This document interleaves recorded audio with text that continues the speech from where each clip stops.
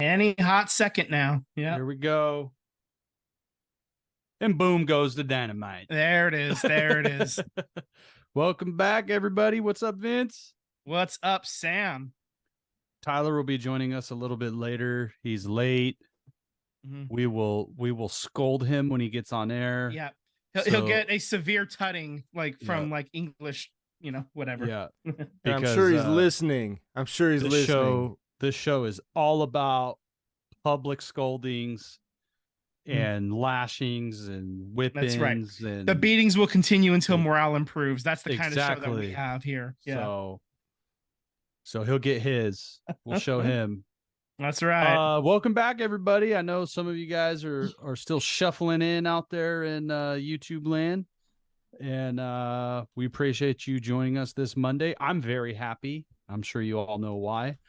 A lot going on in football. But before we get to our respective teams, Vince, I just want to get to some scores so we can hurry up and talk about our teams. That's right. Yeah.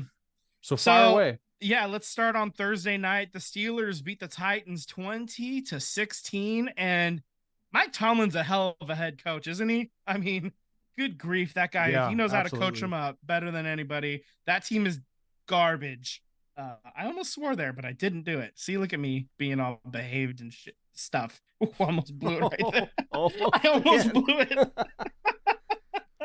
I'm still surprised Vince is the leader of the profanity in this podcast. I'm really focusing right now. I'm really buckling down. Red leather, yellow leather. Okay.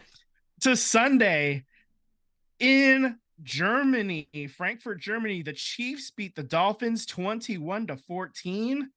And the Chiefs jumped out to a 21-0 lead. And Miami couldn't complete the comeback. Tua did not look that good. It was a stinker. They had a shot and he there was the fumble and then got ran back. Hi, Dad. Yeah, he just commented in, and Tyler is listening as we assumed he would be. He'll be on shortly as we mentioned. So the Saints beat the Bears 24-17. Derek Carr, I guess, looked all right. He found Chris Olave finally. So that was nice for fantasy. The Packers beat the Rams 20-3. Derek Carr has like 4 300-yard games or 5 300-yard games or something like that. So, I'm not trying to be a Derek Carr defender, but he sure as hell thrown the ball a lot better than Jimmy Garoppolo. You're not wrong. So Packers beat the Rams 20-3 in a snore fest. The Browns beat the Cardinals 27-0. I believe that's the first shutout for the Browns in 15, 20 years or something like that. I saw it was like 253 games or something like that. It was something ridiculous.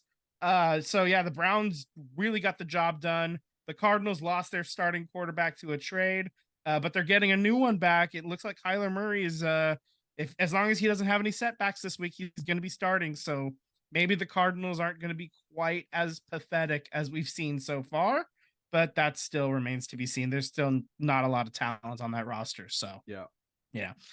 Commanders over the Patriots 20-17. The Ravens all over the Seahawks 37-3. Thank you, Baltimore. I appreciate that. In game of the week, Vikings and Falcons. No, I'm sorry, that's not game of the week. Vikings and Falcons, though. That was an interesting game. Fun game. It was a lot of fun. It was really close to game of the week, but something even crazier happened later. We'll get to that in a second. But the Vikings do win 31-28. Joshua Dobbs getting the win. He steps in because whoever Minnesota had, that he got a concussion and he's been in the office for 3 days. He ends up going out there and just, going full public Mayfield street ball. He went full going Baker. Hog wild. Yeah. Exactly. He went full Baker Mayfield. I think that's what we said. Yeah. And then Joshua Dobbs got hurt. So he was out of the game. He comes back and leads them to a victory. And he's running around. Who needs legs? Yeah, who needs legs? Who needs a playbook? None of it, man. Overrated, so he's playing all injured. of it. It's like his 13th team in 2 weeks or something crazy. Yeah. Ron plays in the dirt, man. Right, Just going at it. So all right, so we were cheering for him. Yeah, absolutely. It's a hell of a story and a lot of fun. We'll see how it goes going forward. The Texans this is your game of the week over the Buccaneers, 39-37, and CJ Stroud absolutely went off. OFF, all capital letters, periods in between, off. That, like, I think he set a rookie record for 470 yards and 5 touchdowns. We said it earlier this year. He certainly looks good. He's got all the tools to be a big thing in this league, and he keeps flashing. And every time he does that, Carolina keeps looking at Bryce Young going, come on, do something, like poking him with a stick. Yeah. I mean, in Carolina's, there's not a lot of talent on that team. Right. So, and the Texans, it seems like they got some other draft picks that are starting to perform. Yeah, they got some talent. They got a good head coach. So there's a lot of positives for the Houston Texans. It just sucks that they're in Texas. Right. It's specifically Houston as well. Yeah, that's a town that as Warriors and A's people, exactly, we don't really like them over there in Houston. We got some beef that goes generations, and by generation at least. Anywho, the Colts beat the Panthers 27-13. That one was kind of happening while we were really paying attention to the other games. I don't really have much to say on that one. We'll circle back to the other games in a second. Sunday Night Football, the Bengals get it done over the Bills 24-18. I think Cincinnati might have figured it out, Yeah. I mean, this is what fourth win in a row. They're 5-4 now on the season, something like that. Yeah, they're for real again. They're back. They're not going away easily. They just spotted everybody a 3-game head start, I think. Absolutely. And then Monday Night Football, we have Jets and Chargers. They are in the first quarter. They're at commercial right now. I'll keep turning back and looking at the score and giving you a score update when I have it. So let's turn to our teams. The 49ers had nothing to play for. They were on bye. They did make a move and get Chase Young from the Commanders. And Chase Young is enjoying life over here. He's like, this is a team that like the winning culture is here, and he feels it, and he's like really excited. It sounds like after his first practice. So thumbs up, man, on the Chase Young trade. It's hopefully it works out. That's what the 49ers really needed, was another defensive lineman, because that defense is no good. Right. Yeah. It's total trash unit. No, just the rich get richer, and I am not mad about it. So as for the games that happened on the field, the Raiders all over the Giants 30-6. We were watching it together, man. Go ahead and go off. I mean, like you said, we were watching it together. I was definitely excited. It was the first time in a long time that I was able to clap and cheer and, be excited. I mean, granted, it's the New York Giants, not a very good football team. Their quarterback ended up getting hurt and is ACL tear, so he's done for the year. So they beat a team that's, not very good. And I know there's been a lot made of Max Crosby and the Raiders smoking cigars like they won the Super Bowl. And I just want to say they're not smoking cigars because they won the game. I think they're smoking cigars because there's freedom. There's fun is happening, and some of the stories that are coming out of Las Vegas, and this is crazy. So Jay Glazer, I don't know if you guys saw this. Jay Glazer is on Fox, and he's reporting on the postgame show that there was this meeting with the players and the coaches, and it was a clear the air moment, and it was supposed to be a motivational thing. And players are basically laying into Josh McDaniels, like laying into him for play calling, for scheme, how you treat people, the no fun in the locker room, practices suck, everything. And apparently it was like every single player had a gripe with Josh McDaniels, every single player. And Josh McDaniels had Antonio Pierce speak on his behalf to provide a motivational speech to the players. I mean, one, it's kind of weird that you're the head coach and then you appoint the linebacker coach to be the motivational guy. Okay, whatever. Antonio Pierce gets up in front of the players and has a speech. A very, AP's a very emotional man. He's a very clear and direct man, but very motivational. After that press conference, I wanted to run through a brick wall for him. Yeah. He gives a speech about believing in yourself and believing in your teammates and believing that you can beat anybody on any given Sunday. And he talks about being on that football giant team that beat the New England Patriots where, Josh McDaniels was the offensive coordinator. All the players leave, coaches leave, everybody is like really motivated and excited.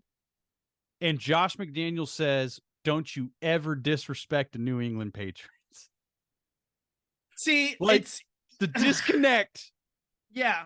I mean, he's trying to instill like the Patriot way.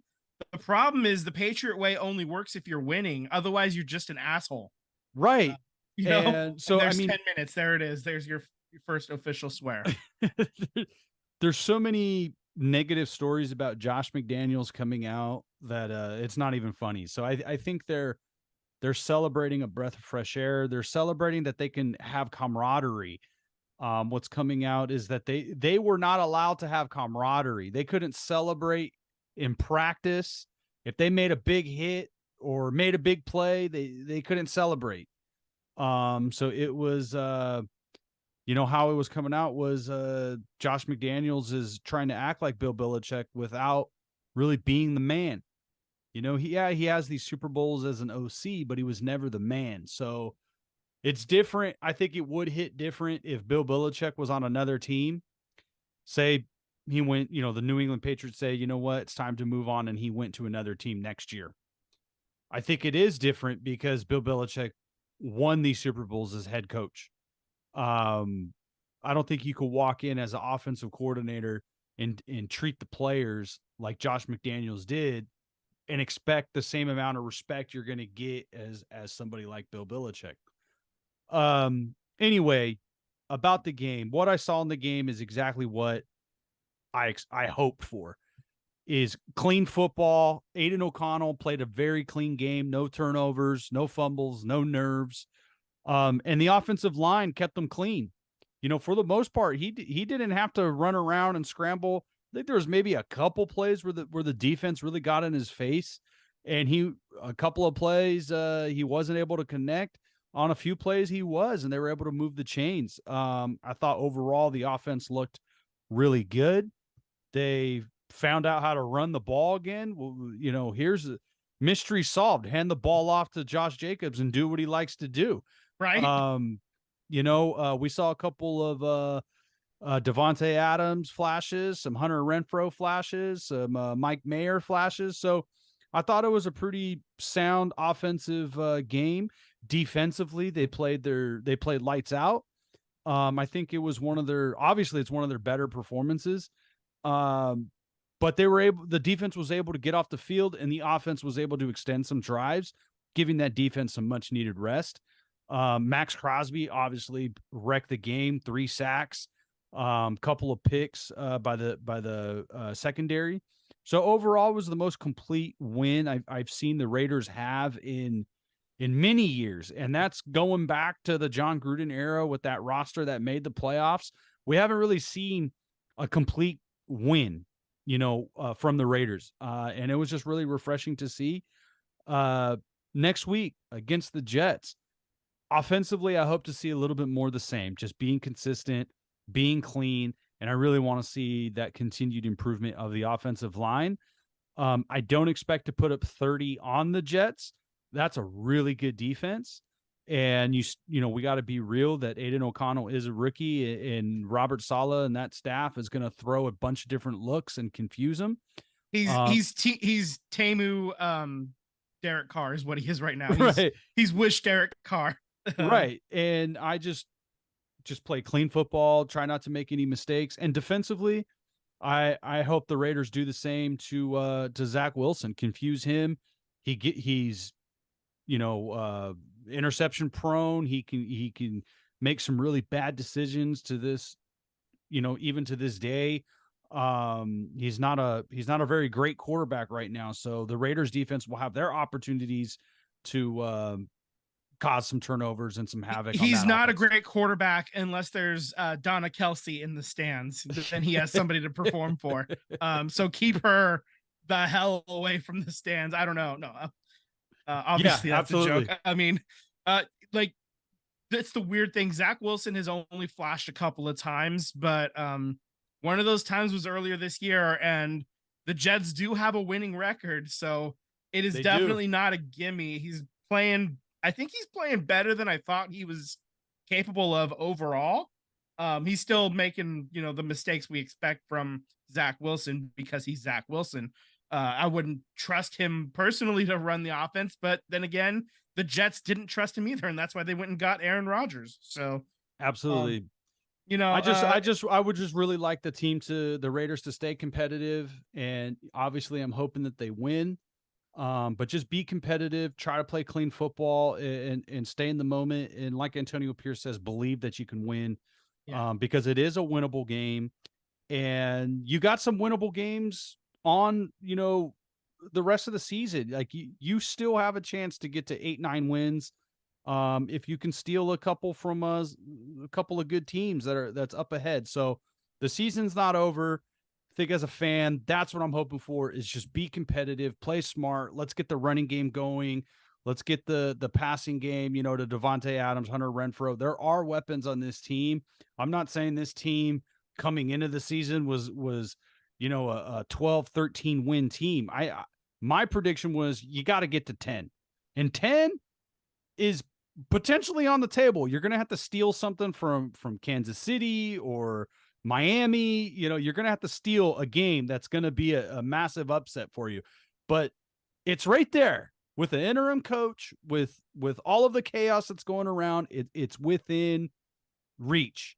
Yeah, you're 4 wins and 5 losses. Yeah, so stay competitive is what I'm hoping for, and I really like Antonio Pierce. I can see him being a like a Dan Campbell type of guy, a guy that's very motivating, very considerate and understanding of players, and holds players accountable. One thing that I really liked about watching him on the sidelines and going back and seeing some of the highlights was I saw Antonio going to almost every player or every coach and checking in. And, he actually took Amik Robinson off the field. Amik Robinson made a bad play and he took him off the field and put in a backup player, and pulled Amik Robinson, was talking to him on the sideline, put Amik back in. And that's when Amik Robinson got that big interception. So I like that. I like that Antonio Pierce is trying to coach players up and get inside their head and motivate them and have fun in everything that he's saying. The post-game speech, if you go back and listen to that, go back and listen to it, because it's a hell of a post-game win speech. So I'm excited. I'm just happy that they were competitive, and I look forward to next week. Yeah. So you got the Jets next week. I got the Niners going to the Jaguars on Sunday, and that'll be a 10 a.m. kickoff for us here on the Pacific Coast, which means a little breakfast football, a little brunch football for me, Absolutely. So that'll be fun. We tried to delay it enough time to get Tyler on. He's not quite ready yet to talk about his Eagles. We'll circle back to that, but they did get the win, and it's, as always, it's fuck Dallas o'clock. So so we'll talk about that as soon as he gets on. I want to let him get all his flowers in on that. Just your quick score update. The Chargers just walk in Austin Eckler just scored a touchdown literally as I turned around to watch it happen. Austin Eckler, they are up 13-0. They're about to kick the extra point. And I think that pretty much clinches one of my victories in fantasy football against my brother in our league, Sam. So after starting 0-5, I'm about to be 4 wins in a row, and I'm not dead yet. I am not dead yet. I think I'm going to get the win as well. I think it's pretty much guaranteed at this point. Yeah, you're playing Tyler this week, which is actually kind of fun.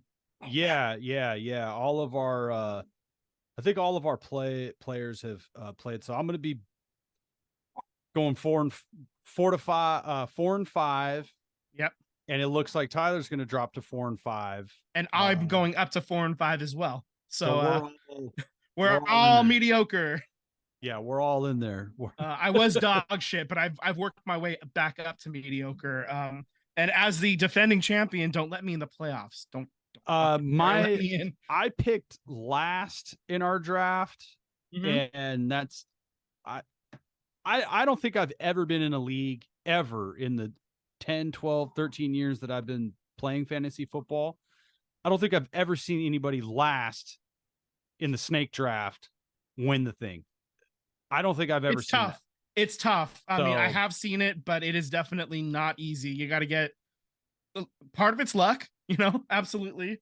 But also it's just, it's tough as hell. And other people need to make mistakes ahead of you as well. So we'll see how that turns. So like I said, we're going to circle back to the Eagles when Tyler hops on in just a couple minutes. As for the next thing on the docket, I think let's just go to baseball for now and we'll circle back. Get the NFL pick. You don't want to do the pick'ems or? No. We'll wait for Tyler to get back to do the pick'ems as well. So we'll close out football a little bit later when he hops back on. So let's just go to baseball. There's some news and notes, and we'll talk about some news coming out of the A's situation. But first, Stephen Vogt has been named manager of the Cleveland Guardians, and it's just 1 year after retiring as a baseball player. So he's getting his first shot at the big job. So he's a guy that we loved in Oakland. Like, he was a fan favorite. We had a little cheer for him. We co-opted the U.S. men's national soccer team cheer for him, and that was fun, and he's I'm still gonna remember his last at bat being the home run. That's a hell of a story, and now he's getting his chance. It's something that he's wanted to do. So congratulations, Stephen Vogt. The only foul ball I ever caught in my life was in Seattle off the bat of Stephen Vogt when he was still with the A's. So cool. Yeah. Great guy. Was always a man of the people. So we still believe in Stephen Vogt. So we still believe.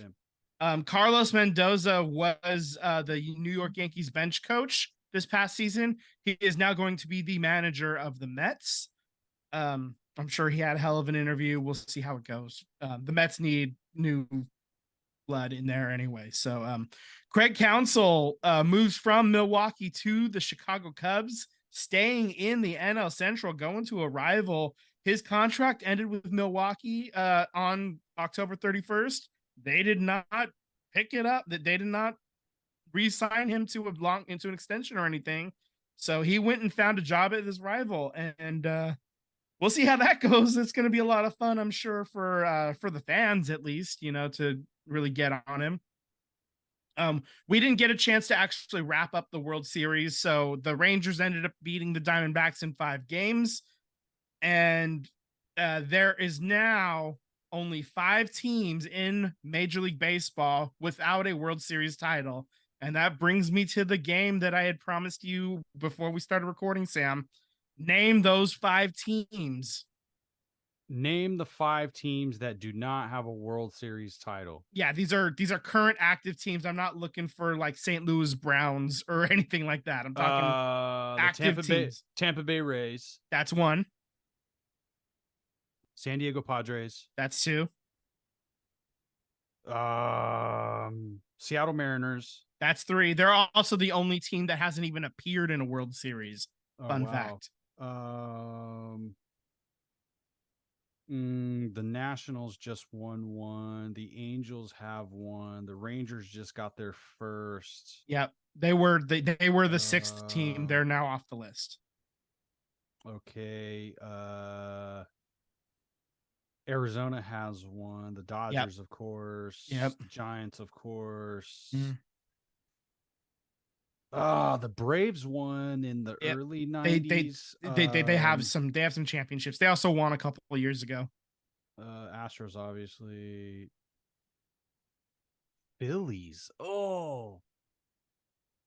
No, the Phillies have Phillies have chips. Yeah. Yeah, they have one. Oh. The Mets have the Miracle Mets. Yeah.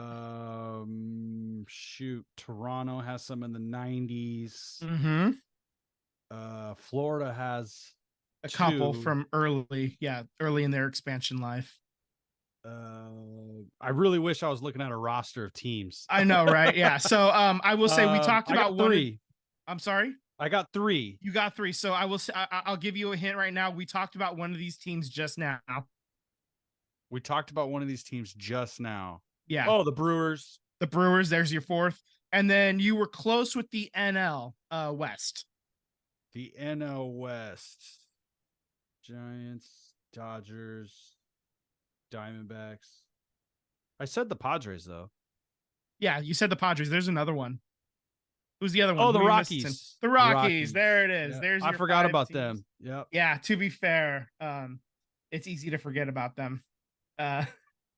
Yeah. So there's your five teams. Where do the A's rank in all-time World Series? They're third now. I just wanted to hear it said. The Cardinals and the Yankees are the only teams with more. The Cardinals have 10. Cardinals have 10 or 11. Yeah. The A's I know have 9. Yeah, I think. I know there's some teams that are like on their heels with like 8. I think maybe somebody has 9 now too. I'm not entirely sure, but the A's are still in third with most World Series championships. So speaking of World Series championships, the early odds by BetMGM have been released for 2024 World Series championship. The Braves are plus 650. The Dodgers are plus 800. Astros are plus 900. Rangers are the world champion Rangers are plus 1,000. So that's 10-1. Phillies are 11-1. And then you have the Yankees, the Rays, Padres, Blue Jays, and Orioles all at 16-1 right now. So, I think one of those teams, maybe the Rays might be a good one to get your money on. They're usually a pretty good team, and there's some value there to be had, I think, if they figure it out ever. But they're always close, and if you're gonna, that's something that if you do partake in gambling and that kind of stuff, I'm looking for values, but not long shots, Yeah. And I think the Rays at 16-1, that's a pretty good one. Phillies also at 11-1, I think is also pretty good value too. But absolutely. Also, this is way too early. We haven't even hit free agency or anything. I was just gonna say a lot of these are. Yeah, where's Shohei gonna go? Yeah, the Yankees are always gonna get bet up anyway, because there's just a ton of people in New York and a ton of Yankees fans, and so yeah, that's gonna happen as well. All right, so let's talk about the A's. The city of Oakland, actually, the mayor's office, the city council, and the port of Oakland, they are going to approve a resolution tomorrow on the 7th, showing what they have done basically since 2018 with the Howard Terminal being identified as the target for the A's, new stadium. Right.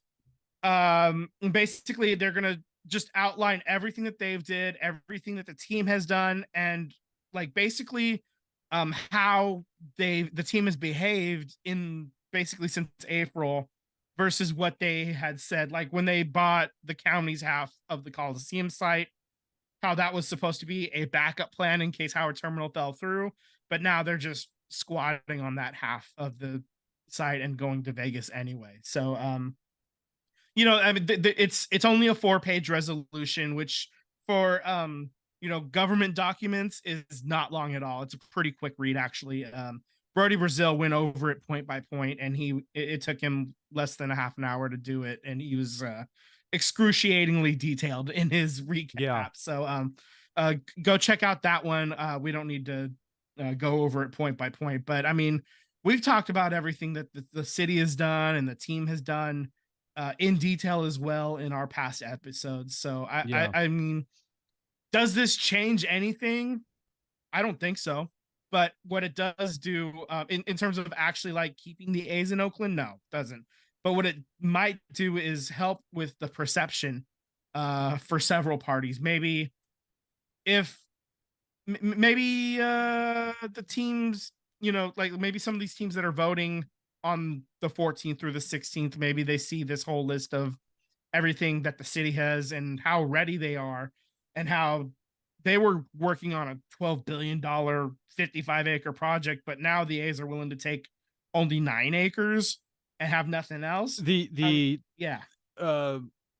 Casey Pratt also had an interview with Sheng Tao, the mayor of Oakland. I watched that earlier today. Yeah. The other thing is if the A's do leave, they got one more year left on their media deal. And do you know how much their media deal pays them annually? I know that. Go ahead and say the number though for the people. $60 million. $60 million. Yep. So for anybody with a fucking brain, $60 million a year that the A's get, but that is based on their media market size. So if they go to Las Vegas, they're not getting 60 million. Yeah, they're probably getting in the neighborhood of 30. Right. It's gonna because it's scalable to their market size. So they only have one more year left on the lease. And I think one of the reasons why the city of Oakland, the mayor's office, and the port of Oakland is, you really have to understand too, that as a city, you have to put everything on the record. I mean, you're legally obligated to put it on the record. Yeah. So anybody who thinks that like the city of Oakland and the county and the mayor's office, like, oh, they didn't want to do business. Like, they have to get things on the record. And unfortunately with politics, there's a lot of red tape. And I have been extremely critical of the city of Oakland and the county and this JPA when that existed. I've been extremely critical of it. At this point, it's John Fisher. It's John Fisher is the shitty businessman who has a shitty clothing store and treats all of his workers like shit. He's involved in many businesses that he treats his own businesses like crap. He's just a terrible human being. So if he leaves, I also think what's going on here is they're talking a lot about expansion, and maybe the following year, the city of Oakland doesn't get an expansion team, but I think fine. The A's went to Vegas. Okay. John Fisher's in Vegas in his tiny little ballpark, and he thinks that's the best deal for him. However, Howard Terminal is still 55 acres that some baseball owner who wants an expansion team could come in and build out.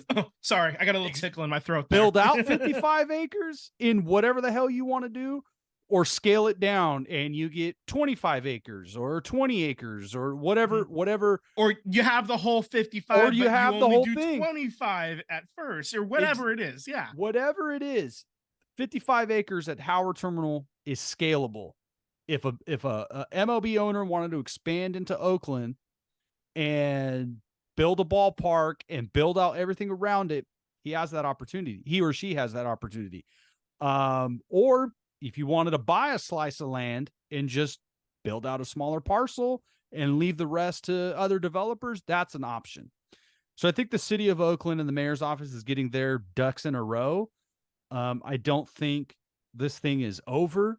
I do believe that the owners are going to have to approve the move to Las Vegas to save face, because the MLB is going to look out for itself.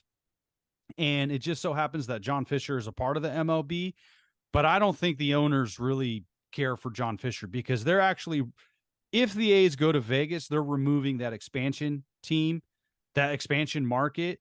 And MLB has already come out and publicly said, Rob Manfred has come out and said they're going to waive the relocation fee.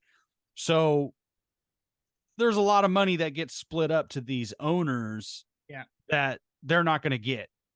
Yeah. I mean, that's $10 million per owner, basically. That's gone now. Yeah. And, so I just think they're going to pass it. The other owners are going to pass the relocation, but I don't think it's necessarily over. And at the same time, like, let's say hypothetical game. I know we all love the A's. We all love the green and gold. We all love the franchise and the branding and the players and the culture and the history. We love that.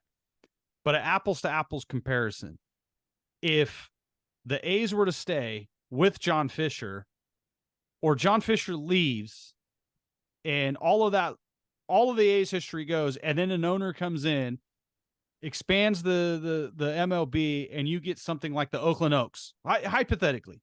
Yeah. But you have an owner like Lakeup or an owner equivalent that's 100% in. Like, are you even thinking twice about being a fan of the Las Vegas A's with John Fisher, or are you moving on? Because for me, people may come at me and be upset, but John Fisher is moving this team when there's a deal on the table, and he's doing it because he's an asshole. He just wants it all for free. Where right across the water, you see the Giants built it all on their own dime. All of the information that comes out about how MLB teams need public funding and this and that, if you look at all the charts, all the information that the A's put together, all those data points end right before the Giants built their stadium. Why? Why is that? Because the Giants paid for it.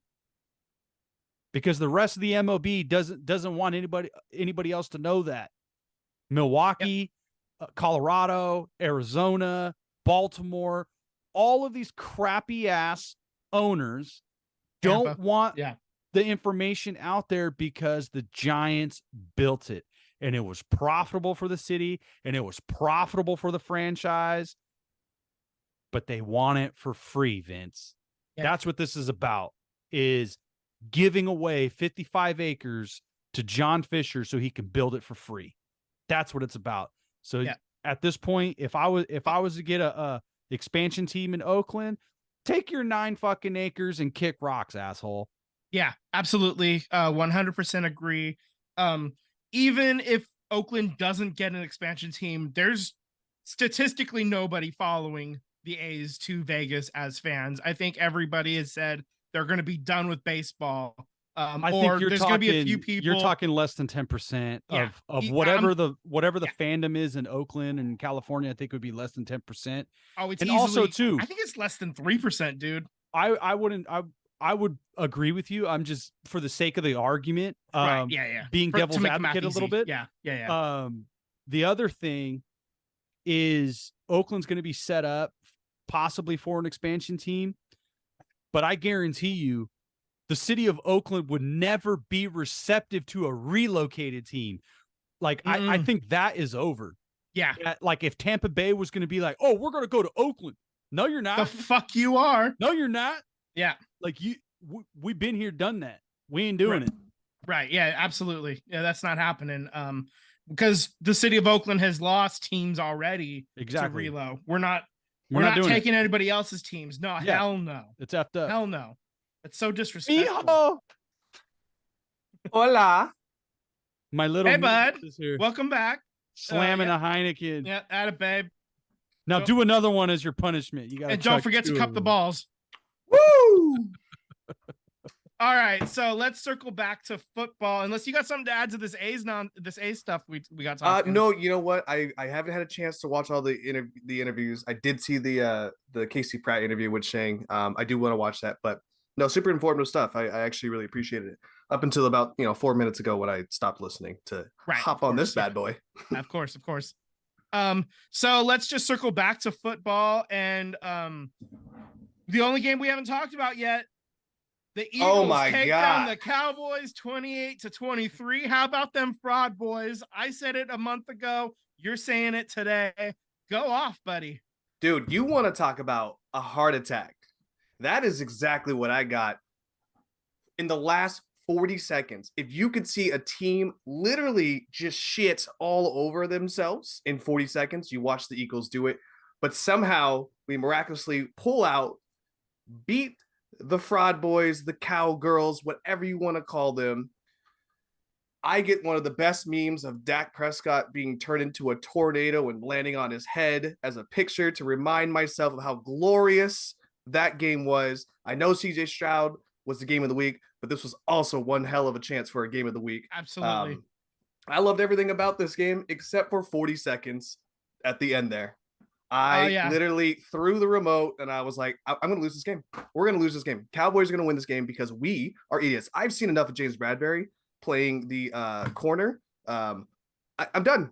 Move him to the slot or get him out of here because he is targeted all the time. He loses all the time. That PI for 40 yards, ridiculous. Like, what are you doing, bro? Turn around. Use your fucking head that you clearly don't have right now. Our rookie guard saved the day with that ridiculous play call that Brian Johnson calls where DeAndre Swift runs into AJ Brown and fumbles it. Thank God we have a rookie. That man literally saved the whole entire game for us. I don't know what we're doing with these play calls. We have 4th and 4, and we're going to throw it to AJ Brown for 40 yards. Go get the first down. I'm sick of this. Brian Johnson is the OC. I'm sick of James Bradbury as a corner slot. But you know what I'm not sick of? Beating the Cowboys. Oh, Never it get feels sick of so good. Yeah. Oh, and the fact that Dak Prescott steps out of bounds, 6 inches short of getting that 2-point conversion. And who was that? I don't even remember who was receiving the pass. And they ended up, was it the tight end? Jake Ferguson? Yeah, there was his knee was down. His knee was down. It was the root. Okay, yeah. So that was that play. Yeah. Yeah. His knee was down on the half yard. And then we had the other play when I think it went to CD, but then he got tackled like 4 yards of the first down to end the game. Right. I'm not. That reminded me That reminded Dak going out of bounds. Being on the that was the 2-point conversion, right? That was a 2-point conversion on the touchdown. Yeah. That reminds me so much of that championship game with he's now the announcer. He was the Cowboys quarterback. Tony Romo. Tony Romo earned the nickname for me, 1 yard man, because he was 1 yard from going to the Super Bowl and fell short. Oh no. It wasn't even that. It wasn't even the championship. That was a divisional round. Yeah. That's right. To move on. It was a divisional round. Cowboys haven't played in an NFC title game since '95 when they played the Niners. I love it. That's shades of all of that. It's great. Yeah. This is why I cannot, no matter what the Cowboys do, no matter how good their defense is or what their record is and how good Dak is playing, Dak was bomb. I mean, his numbers look great on paper. He played a great game. But as long as you're led by Mike McCarthy and Dak Prescott's your quarterback, like I don't have that faith. So they ran a stat last night. It was great. And it compared Dak and Jalen. And the stat was what the passer rating is when they're behind. Dak was like a 77 and Jalen was like 111. So that, I mean, to your point, Dak did play great. I mean, that boy was slinging it all over the place. But Jalen made the winning plays. Right. Dak did not make the winning plays. And that's the difference in that game. Absolutely. They could have had it. They went 60 yards. There. They went 60 yards in 2 plays. Dak only threw once and then went backwards 30 yards. Thank God for Brandon Graham for those 2 sacks back to back. But there was no reason why we should have won that game. Absolutely no reason other than that we're just dogs, baby. All right. What's crazy though about the Philadelphia defense, I was actually looking up some stats today, and the Philadelphia defense is, I'll say, good because you can't run the ball against them. Like they're number 1, number 2, number 3 in the league in stopping the run. But in stopping the pass, they are dog shit. The Raiders are better than them. Our secondary has been so bad from the Andy Reid era. Our secondary has been terrible, and we had the dream team. If you remember that fucking team, and our secondary was terrible back then. Vince Young and Namdi and that we've always had a secondary. Yeah, as soon as he said it, I was like, yeah, okay, watch this. I would love if the Eagles could call the Bills and see if they could steal their coach or their scouting coach, because I'm sorry. Yeah, the Bills scouting coach, when getting secondary players, fucking off the top. Like, they get some of the best safeties I could ever see. I'm like, how come we can't get that? Well, I believe don't the two safeties from Buffalo came from I forget the team. I think they came with McDermott. They did. Yeah, so I think they knew McDermott's system. So, but hey, Ron Rivera might be available. Maybe you want to hire Ron Rivera. Riverboat Ron. I'd rather roll the dice on someone else. Yeah, maybe I could do it. No. Yeah. Okay. Steve Wilkes. Steve Wilkes might be available. We'll see. Hey, we'll so see. I do want to tell you, Vince, you're in charge of the pick'ems this week because my computer is at my office, so I have no access to it right now. Okay, well, stand by. I gotta pull these bad boys up. Let's. I didn't change anything, so we might just have to go off the top rope here and just write these down. No, yeah, I don't have the link here for it. I think it's gone. I only have links for the That's fine. for Let's betting just odds and look at the stuff. NFL, and then we'll just do the picks and for the schedule off of Google, and I'll Okay, just write yeah. everybody down here. Okay, you want to write everybody down then, and we'll do that. Okay, so NFL scores and schedule. I will load that up right now. I'm not going to share screen. There's no point. Yeah, that's fine. That's fine. Okay, so the Thursday game is Steelers versus Oh no, that just happened week 9. I'm sorry. Let's look at week 10. Come on, Vin, get it together. The order Okay. goes Sam, and then you, and then me. Okay, so yeah, Thursday, week 10, Bears hosting the Panthers.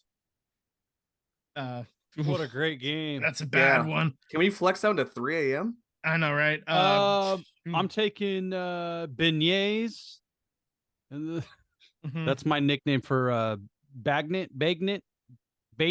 What's his name? Bagent 007. yeah. Beignets. I like to call them beignets. Yeah. I'm taking the Bears. 007. There we are. Yeah.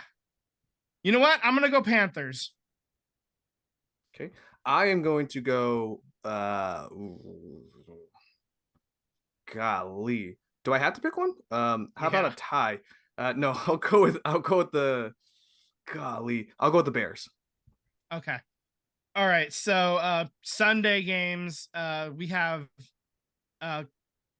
Patriots and Colts 6:30 a.m. in Germany, right? in Germany. Yeah. I also want to point to the I know that you guys were saying Tua didn't look himself. I mean, even Patrick Mahomes didn't look himself. But you know what must suck is that they went to Germany and the time changed. Yeah, it's not easy. Yeah. I bet everything about that road trip sucked. Yeah, for sure. Everything except like some bomb ass German food. I don't know. Yeah. Maybe. It's a good beer. If you're into that kind of thing. Good beer town. Yep. They should have made him play the Entire game country. in the Lederhosen. The Lederhosen. The Lederhosen. Some Lederhosen inspired uniforms. And some or glass something. boots, and loser has to drink the winners that Do they drink the shoeies beer. out of them. Okay. Colts at Patriots in Germany. Go ahead, Sam. Who do you got? Colts. Patriots stink. Yeah, I'm on board with that too. Colts. Yeah, I'm on the same train. All right. 10 a.m. games. Packers at the Steelers. I'm taking the Steelers, man. I believe in Mike Tomlin. And interesting stat about your favorite quarterback, Vince, Mr. Pickett. He is dog shit quarters 1, 2, and 3, but shows life. Shows a pulse in that fourth quarter. So Yeah, well, but it's a Mike Tomlin led team, and I'm not going to count him out. yeah. Also, this is as much a pick against Jordan Love as it is for the Steelers. I'm picking the Steelers. And where's the home game at? In Pittsburgh. Oh, I'm going Steelers too. Okay. 49ers at Jaguars. Come on, picking the Niners. I'm picking the Niners. You guys don't have to, but I'm definitely doing it. You know what? Okay. Go ahead, Sam. I got an opinion on this. You know what? they're both coming off of a bye week, so I think it's going to be pretty neutral. Yeah. I think this is a different Jaguars team. I think they're looking at this game as a prove it, that they're legit. Measuring stick type game, yeah. And it's in Jacksonville, and I wouldn't be surprised if the 49ers win, but I think the Jags are going to pull it out. I just think at home, they got the quarterback, they got their defense flying around. Taking the Jags. I thought we were buddies. I thought we were good. No. I'm taking the 49ers in every game this year. I know. I am taking the 49ers, but I think it's gonna be a lot closer than what you anticipate. I don't think it's gonna be. Oh, no. I'm not saying anything about closeness. I think this might be this is gonna be a dogfight for sure. I think so. I'm gonna pick the Niners to win every week because they're a team with Super Bowl aspirations, and so they're going to be in every game every week, and they should win every week, I think, or at least, they have the opportunity to do that. Okay. Well, I also think though too that like losing 3 games in a row, there's a lot of chip on the shoulder to turn this around. Otherwise, you got the new toy. It's like Chase alarms. Young. It is all alarms if you lose. Yeah, you got the new toy Chase Young to exactly play, unwrap him, and take him out of the box. Bosa better get at least 2 sacks or at least 1.5. Yeah, like that's what Chase Young brings to the table. Right. All right. So the Titans are going to Tampa to play the Buccaneers. Nanners taking on Baker. Well, you said Tampa. You mean Tennessee? Tennessee is taking on Tampa. The Titans are going to the Buccaneers. Okay. You said Tampa's taking Nanners. Will Levis. Nanners. I'm just saying earlier, a few seconds ago, you said Tampa is taking on the Buccaneers on accident. So I was like, wait. What? I thought I said Titans. Okay, so Titans versus Buccaneers. I'm gonna take the Titans. I think they're feeling pretty motivated with Banana Man, and they always have a good defense, and Tampa Bay just looks like a team that's competitive, but they're on the downside of that competitiveness, and taking Tennessee. Yeah, so we got Mr. Mayo and his coffee heading to Tampa to take on Baker Mayfield. I'll take Tampa in this one. I think they played really well this past week and just couldn't quite get the job done against CJ Stroud, but I think they can put it together against the Titans. Will Levis had a rough Thursday game, but what team doesn't have a rough Thursday game? He's had one good game, one bad game in his career so far. Yeah. Tough to know. I mean, man, he's got a rocket, dude, and he looks like he plays shortstop or like an infielder. The way he slings the ball, it's like a short release, and he's got good presence of mind, man. I thought he should have gotten sacked multiple times, and I think Tampa is riding hot right now. I'm gonna go the mayonnaise train too. I'm gonna take the Titans. Okay. Texans at Bengals. Ooh, that's a game of the week right there. Now, man, that's potential. We watched the game together, Vince, and I think we all have really enjoyed what we've seen out of Houston and just the draft picks, and we obviously love the coach. But I think Cincinnati is they found I got my swagger back. So I think Cincinnati's gonna take it. They're just the better team right now. Yeah, I think it's just more talent. I'm going to bet on the talent of the Bengals over the Texans, but the Texans are fun and they're not going to make it easy. Let's speed through these a little bit. Finish the phrase. What's cooler than being cool? Joe Cool. Or Ice Cool. I am taking the Bengals as well. Yeah, I know what you were going for. I decided to mess it up on purpose. All right, Saints at Vikings.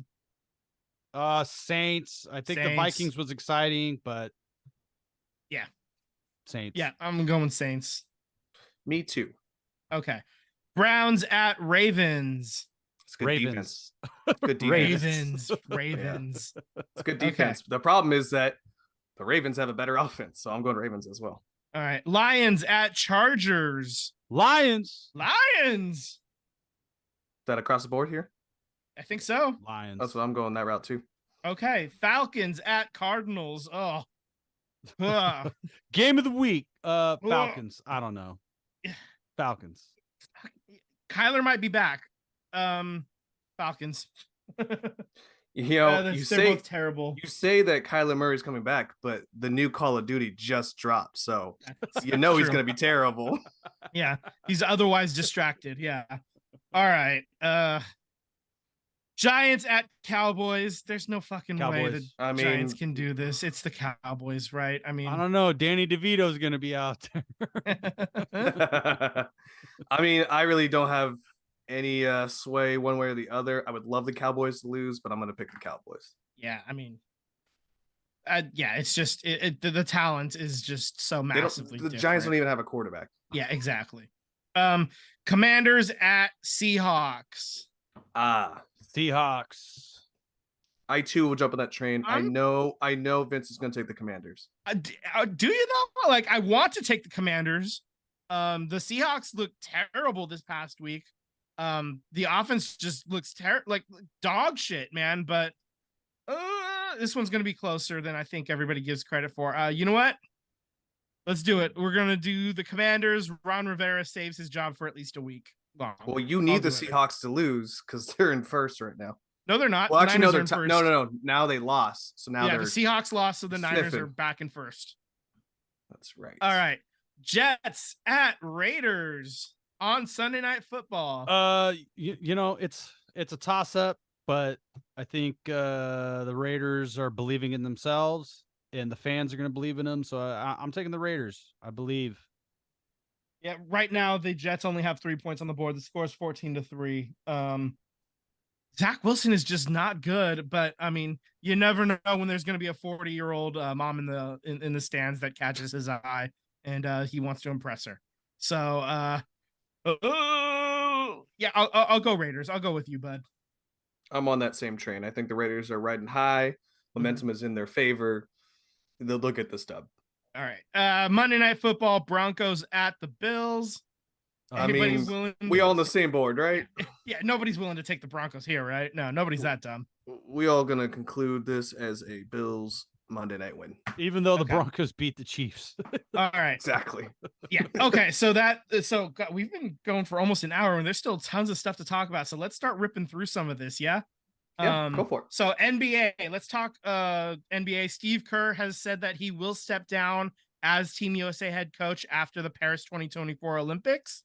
And basically, he's following Greg Popovich's model, which he was like basically coaching the FIBA World Cup and then the Olympics the following year, and then he'll let somebody else take over. And basically, that's the model that I think that Popovich has set for himself, and then Steve Kerr is emulating. And I'm good with that. And it's a lot of extra work and extra focus that maybe he doesn't need to do anymore. So, good for him. Go get the gold and then ride off into the sunset. Okay. I agree. I mean, I have nothing on that, but I agree. Yeah. It's not really a shock to me at all. Yeah, exactly. Yeah. All right. So there's that note. The 2025 NBA All-Star Game is officially coming to Chase Center. There were reports that it was going to happen a couple weeks ago. Now it's actually going to happen. And this is something we kind of expected to happen for a while. And we knew once the arena was built that it was coming. And I'm glad we finally have a date for it to actually happen. And yeah, it's going to be kind of fun to see it. It's been a long time since the All-Star Game has been here in the Bay Area. And 25 years is long enough. And they it just went final a few minutes ago, but the Warriors did beat Detroit. Okay, so they are now 6-2. Let me add that. So what's the score on that Detroit game? 120 to 109. 120 to 109. We stretched out long enough that we were able to get this win noted here. So the Warriors over the last week, they get the wins in New Orleans, at home versus Sacramento, in Oklahoma City, which is part of the in-season tournament. Then they go to Cleveland and lose, and like you just mentioned, they get the win today, 120-109 versus Detroit. So they are 6 wins and 2 losses. They were third in the West. It's probably somewhere right around still third. you're not losing any spots in the when you win. So that's good. This upcoming week we have Wednesday at Denver, Saturday versus Cleveland, and Sunday versus Minnesota. Saturday is a another. Wait, no, it's not. No, it's not. No, I take that it's back. not.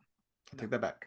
Okay, and they're gonna add Gui Santos to a 3-year deal. He was the 55th pick in 2022. He's currently playing at Santa Cruz, but he'll probably be added in the coming days to the roster. I really like that signing. I'm just being totally honest with you. I think Gui Santos got some raw talent that I think Kuminga is a flamethrower and can score any minute. And I think Gui Santos is another guy that would complement. He's kind of like if you lost Moody or you lost Kuminga, Gui Santos would be a guy that could maybe substitute a little bit of what those guys bring every single day. So I actually kind of like this as a pickup and bring him up. Okay. Bring them up. All right, so let's move over to soccer. We got Wrexham. They get the win versus Mansfield Town, and their next game is Tuesday against Port Vale in the Football League Trophy. That's a group stage, and then in regular League 2 play on Saturday, they're playing Gillingham. They're currently in third place, tied. They're tied with Notts County for second place, but I think like one of the tiebreakers has them in third. 30 points. They're making noise and possibly heading on up to the to League One. This is a team that is mid third tier talent for sure, and they were just in fifth, and so now they're rocketing past fourth. They might go straight up again. Roster wise, Notts County might do that as well too. I mean, both teams are excellent. So, well, you know what's funny is the 3 teams. I think I can't remember the name of the first one, but if you look back like 2 years ago, those are the first 3 teams in the National League. So, it's just funny how it's almost the same play out from like 3 years ago. Yeah. So I mean, like the difference between the 5th tier and the 4th tier, like it's you get stuck in that 5th tier, it sucks. But like if you can break out of it and get back into the 4th tier, you can get back into the 3rd tier fairly quickly if you're if you've got the talent in place, and Wrexham certainly does, and so does. I would argue that these 3 teams are high or mid level. And they're not first place, but they're higher mid level EFL 1 teams. So. Oh yeah, absolutely. Like I could see them finishing 6th or 7th or something like that this year. Can't wait to see what happens next year if they get up there. So here we go. Saudi Arabia was the only nation that ended up placing a bid to host the 2034 World Cup. So they are going to get it. Australia withdrew their bid on Halloween, which was the final day to express interest in hosting, which means it's going to be in Saudi Arabia. Nobody else asked for it. And part of the reason why that happened is for the 2030 World Cup, we talked about it a few weeks ago, there's 6 different host nations. Yeah. So they basically, FIFA, by getting 6 different nations to host a World Cup game, you basically wiped all of them out of the running for 2034, even though only 3 of them get to host 1 game. Right. And now there was nobody else to compete with Saudi Arabia, and I guess somebody threw enough money at the Australian delegation to get them disinterested. I don't know that for sure, but it's FIFA. I mean, there's corruption going on. Absolutely. I mean, I'd be shocked if there wasn't money thrown around, especially because Saudi Arabia is involved. So there we go. Blood money, baby. Yep. On to better news. The U.S. women's national team named Emma Hayes as their new head coach. She'll take over after Chelsea season ends in May. Her resume at Chelsea in 11 years, she has 13 major trophies. She has 6 WSL titles, 5 FA Cups, and 2 Women's League Cups. It's going to be a little good. She's real good. This is a great hire. The only problem is because the season ends in May and the Olympics are in late July, it's going to be a quick turnaround to try to get everything put together for the Olympics. But this is an excellent hire. And I mean, she's going to be in place. Can she take over for Greg too? No, just the women's team. I wish, dude. Can she take over that one too? I wish, dude. I fucking wish. But yeah, so I'm really excited about this hire. Emma Hayes is gonna do amazing things. Even if it doesn't end up working out this year, like these upcoming Olympics, because of the short turnaround, it's gonna work out for the Women's World Cup the following one, and the following Olympics. So, this is a great hire, and I'm really excited. And Sam is paying the pet tax. One last note for soccer, though, the National Women's Soccer League Championship game is set for this Saturday. We have OL Reign versus Gotham FC. It is Megan Rapinoe versus Ali Krieger, both of them playing their final games, and it's going to be for a championship. And I believe Paramount Plus has that game. So if you have Paramount Plus, check it out, or maybe get your 7-day free free trial or whatever. Do what I did. Get your 7-day free trial. Go to cancel, and then they make you feel really bad, and they give you an extra 30 days because they don't want you to leave for free. Go. And then use a different email for after that as well for exactly. If you want to stick around with it. But yeah, absolutely. It's I'm excited to watch this game. It's going to be a lot of fun, and it's your last chance to see Megan Rapinoe play. It's your last chance to see Ali Krieger play, and there is drama with Ali Krieger. Like, her wife left for Sophia Bush, and like there's a whole like it is a wild thing. The TikTok, the drama's all over TikTok. Like, not just left, just like cold turkey. Didn't say cold turkey. It's over, and she like cheated on her with Sophia Bush, who was from One Tree Hill, and Sophia Bush was married to some guy, and they're getting a divorce, and like the ultimate ghosting you could possibly do. Ali, and they have 2 kids together that they adopted. So Ali Krieger basically posted at one point saying like, getting ready for the playoffs in my lemonade era, and she's like, it's wild, man. It's wild, dude. This whole thing is like crazy drama, but it's a lot of fun to see 2 all-time great women's U.S. national team players get their final games. So there's your soccer update. Rip this Band-Aid off, man. Let's jump to this. What's crazy is I'm not ready to call for the firing at all. Absolutely not. But these aren't great. This is not a good look. The Sharks lose on Thursday 10-1 versus Vancouver at home, and that's the worst loss in Sharks home history. Like that's the worst loss they've ever had in their franchise at home. So they have a game on Saturday. They respond by losing 10-2. So not only they got a little better. Not only did the Sharks beat their record of having the worst loss ever, they're also the first hockey team to lose back-to-back games by giving up 10 goals. It's so bad. The defense is horrendous. Goalkeeping is mid at best, and very uneven, and nobody can score right now. Logan Couture is still not back. Yeah. So I mean, we get to play our favorite. I mean, obviously, let's just be real. They're 8th, they're last, they suck. So we don't need to even talk about what position they're in. But we played this game. We did this last week. The upcoming games. The upcoming games. Yeah. Go ahead. We got Tuesday versus Philly, Thursday versus Edmonton, Friday at Vegas, Sunday at Anaheim. There's not a single one in there that I think that they could win. Here's the thing. Edmonton is playing like shit. That's the only one I can think of, but I still think Edmonton I think they're going to lose to Edmonton. I do too. It's not looking good, but we're going to do win of the week again, and I'm going to call for Edmonton. That's the only one I would pick. Yeah. Okay. So we're both going to circle Thursday as the possible win for this week. That'll be the first win of the year, by the way. The Sharks are 0 wins, 10 losses, 1 overtime loss. Historic ineptitude. When they first broke into the league, they were not this bad, and as an expansion team. So this is not fun. This is painful. Taking all those lumps for all those years of being real good but not able to quite get the job done, and now we're paying the iron price for it. So it's crazy. Yeah. Okay. A couple other sporting notes. The ACC released their football schedule for 2024 through 2030, and Cal, Stanford, and SMU in Texas, they're going to play each other every year. So that'll be part of, they'll save a little bit on travel there for those teams.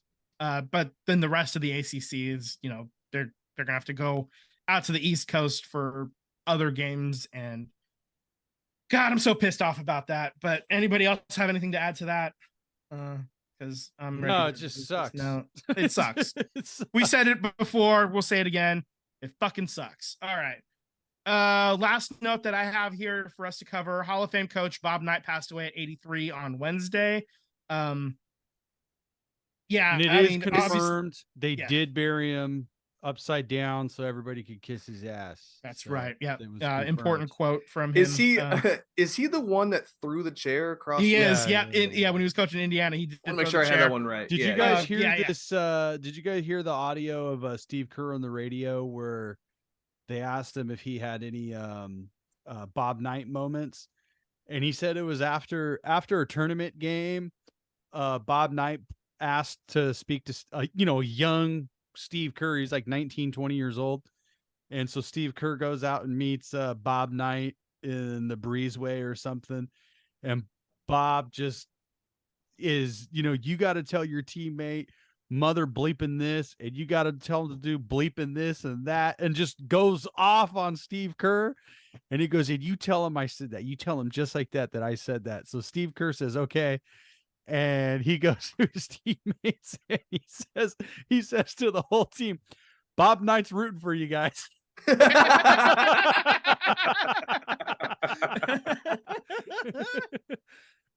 Legend. That's a great story. Fucking legend. Parks and Rec actually had a pretty good homage to Bob Knight when they were airing with Ron Swanson coaching youth basketball. He ends up throwing a chair across the way like Bob Knight did. It's it's a fun little homage, something that's in the zeitgeist that'll live forever. So yeah, rest in peace, Bob Knight. Okay. Sure. And that takes care of our notes for today, I believe. Okay. Yeah, I got nothing else for the docket. I was sitting in traffic and listening to you guys. Great show. While I was listening to you guys, I'm glad to be a part of this one. And yeah, man, go Eagles! 8-1. Yeah, it was. That's a fun week. And absolutely. 49ers are back next week, so another exciting Super Football Sunday on next week. So. Yep, gonna be great. So I guess Sam, you want to take us out? Yeah. All right, guys. You're watching the SVT Sports Pod. Hit us up on our Instagram and our social medias at SVT Sports Pod. Inbox us, send us DMs. We would love to interact with you. And thank you so much for joining us this week. We love to see you next week and interact with us, man. Get in that chat. Daniel wasn't with us tonight, but you could see that, he became a friend of the show. We have him on. We want to be a show of the people. So interact with us. We'll have you on, and we appreciate you guys so much. So have a good night, everybody. Have a good night. night, guys.